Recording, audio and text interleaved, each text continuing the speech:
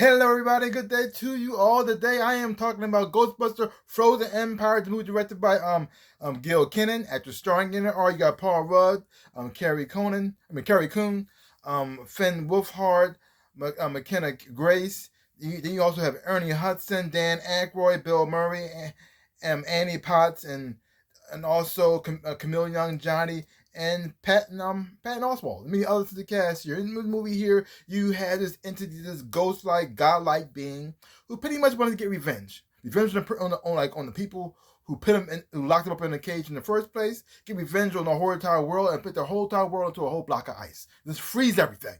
And it's up to the new generation of the Ghostbusters to work alongside the old generation of the Ghostbusters to come together to pretty much to form Voltron and to stop this terrible threat. And that's pretty much the whole entire movie. Now, within this, you also get some family elements going on here. You got Gary, played by Paul Rudd. He's in love with Callie, who's played by Carrie Coon, and he's in love with her. But he also kind of, in a way, slowly stepping into that role of being like stepdad. But even though they're not really married just yet, but he's falling into that category, and he wants to find a way how to discipline them without crossing any lines. Also, sometimes he wants them to like him, but he trying to find that place of like, should I try to be their friend, or should I try to be the disciplinary person? Should I try to fill in the role as father? And you see him trying to find his place in that situation right there too. And you also have Phoebe. She looks like she's taking on a role of this arrogant teenager. Like she found out who her grandfather was. He was the Ghostbuster. She helped fight a ghost in the last movie. And so now she feels as though she should be doing this. She should be in it. And because her age, she's only 15, she was told that she can't do it just yet. She got to wait till she's 18 years old to make sure it's legal, and then she can take part. But she feels as though she's kind of arrogant, she's kind of rude, not only to other people, but also to her mom as well too, who's been there for her. And so it's kind of, so you trying to like she's trying to figure out her place as well. And you have, now they didn't really do much with the brother, but that's pretty much it. And then you also have the older Ghostbusters here. They get kind of put into they're still part of this world. They're still doing their own thing. You got Winston, who managed to a person who just came into the group, but managed to turn things around for the Ghostbusters to bring in more technology, bring them up. He became very wealthy as well too. You have Ray, still has his shop situation, but he also works alongside Winston as well too. You also got Peter. He's just Peter being Peter. Now y'all go into what he does, but he is what it is. So now, before I get into the good stuff, let's start with the bad. Now, the bad part about this movie is, it's a comedy, and so just like a lot of comedies, sometimes the jokes work, sometimes they don't. But it all depends on the person. Every person may not laugh at the same thing. Some people might think some things funny, other people might find other things funny. So every joke for me did not work. I thought it was okay, or something. Nothing really made me bust out laughing, but I thought it was fine, or just like not so much. Not too much. And then you have this storyline going on with Phoebe. I didn't like how this character was. The acting from the actor was fine. I thought the acting was good, but I didn't like the character as she was playing at all. I didn't like her in this movie that much. And she went from this nerdy type of character to becoming this arrogant, pushy, and kind of rude, and very rude to her parents, and disrespectful at the same time as well too. But you may not like her as a character. And the movie didn't really portray her growth that well. Like she learned her lesson. Like, she knew what she did, what she was wrong, but it didn't feel like she actually grew as a person from it. Like she changed and turned things around. Like certain characters here, you had them turn. Like even though like Chameleon, Johnny's character, he played a bigger role in it, but he didn't have a lot to do. But even in that moments he was there, you saw some character growth even with him and find out his destiny, who he is, and his ancestors as well too. Because he has to this entity as well, and the part he plays in it is very important. So it's just, okay, you see him change and grow. But her, she's arrogant and rude to her parents, to her mom, especially her mom, and everybody, people are in authority. She feels as though she deserves to be there, and then she gets to be part of it, but I don't feel like she learned her lesson from it. And she makes a lot of dumb mistakes in here that causes a lot of trouble. Matter of fact, what she does actually make things worse. So I don't see her getting. They haven't really show her like learning from her mistakes and getting any consequences from her actions from here, and she just wins at the end. So everybody cheers on. So I like. Did she grow? That was kind of weird.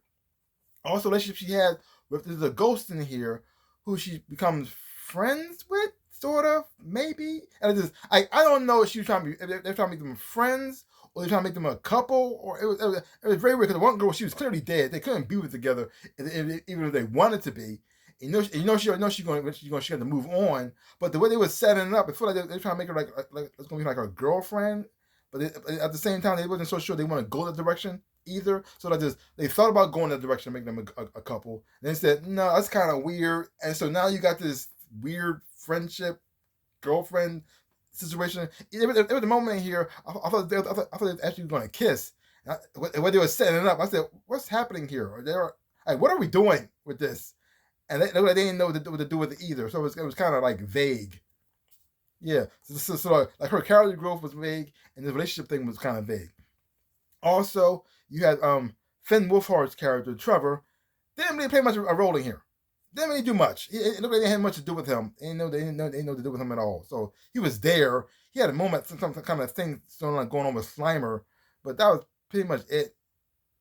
I mean, he didn't do no more than what he usually does, and it wasn't. I mean, it wasn't bad. The person he was in wasn't bad. It's just that they didn't look like they didn't know what to do with him really. Mostly focused on the relationship between Gary and Callie, and then Phoebe. He just happens to just be there. Yeah, so that was that. Introduction to adding more lore to this whole Ghostbusters thing is always. So let's move on to the positive. The lore. I really did like the lore, the characters as well too, the backstory of the ghost as well. Now there were some moments in here, a little bit bad here. It was a little bit convenient to find the answers, but I understand they're trying to save time as well too, but to get things moving. But but at the same time, I did enjoy the character, the look, the design of the ghost, how it looked as well too, the threat that it brought to the world, and it felt like even though they were doing things right, things were still going wrong. I said, "Oh, okay." Can you make you think like, how they gonna get out of this? I mean, they're not gonna die, but it makes you think maybe they will, and I like that. Even though that it's going to end up positive, but it gives you a little bit of doubt in your head, make you say maybe things could go bad, maybe things could go sideways. Maybe it's okay, and I like that tension that it brought to it as well too. Like the visual effects of it, I thought was done quite well. All the characters in here, even though it does rely on nostalgia a lot of times, I did like how it blended the new school and the old school together, and like it gave nostalgia the people older school characters time moments to shine, but also it did take away from the newer characters as well too, and also make the story like things moving forward. It was like one generation passing on to the newer generation, and I really did like that, and also how that bridged the two gaps together in the one, so that it's all part of the same world. Like it was like two separate things. It wasn't like fighting against one another for screen time. It balanced it out quite nicely, and I really did enjoy that as well too. Like even like bringing like Ecto 1, but how they upgraded that as well too. Also how they did the trappers, and how they updated those using like drone trappers and more controlled racing trappers. So when they utilized that, and at the same time, even though it's newer technology, it felt used and felt like it was worn, like a little bit, had some wear and tear to it as well too. Like it been to some stuff, and I really like that as well too. Because like it's new, but it still feels old as well. And I like that balance they have between here as well too. And even though the Phoebe storyline wasn't that strong to me, I did like the relationship that she, even though it was kind of vague and kind of weird, the relationship she had with the ghost. I like the community they had between one another. I thought it was very nice and very sweet as well. And I like Camille Young John, and seeing him make anything is just fun to watch as well too. And see his character growth as a character, I did enjoy, and Patton Oswalt as well too. Little moments he had in here, what he brought to the table, I did enjoy that. So overall, it's a fun movie. I think families can enjoy this as well too. Newer generation and the older generation can have a lot of fun watching this. I know I sure did, and I give the movie a grade. I'm giving it I'll give it a B minus. I give it a B minus. Don't take my word for it. Go check it out for yourself. Hopefully, when you watch it, you would enjoy, have fun watching it too. So give my channel a like, hit the thumbs up, shaboop, and subscribe to my channel and share. I really do appreciate it. Also, links down below. Connection to my social media. You want to follow me there? I would appreciate it as well too. Also, to my stores where I sell things from shirts and socks, and those and whatnot. This is one of the shirts I designed. This is my rabbit shark shirt or bunny shark shirt right here. Many other designs as well, see other stuff as well. See some stuff about stuff. I really appreciate it. Like I always say, in my dreams and real life, I am the Ninja Rabbit. Peace out, people.